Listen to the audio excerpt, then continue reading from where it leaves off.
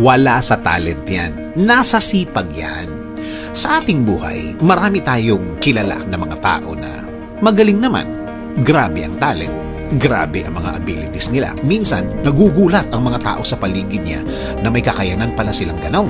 Kaya pala niya ng ganon. Pero bakit ganon?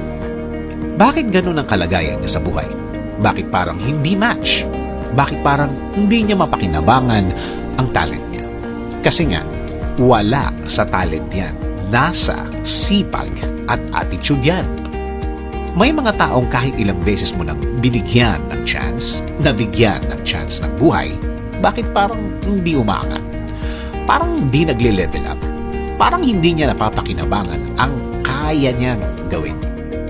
Di nga ba, sabi nila, hard work beats talent when talent doesn't work hard. Kailangan talaga ng tamang plano at approach sa buhay.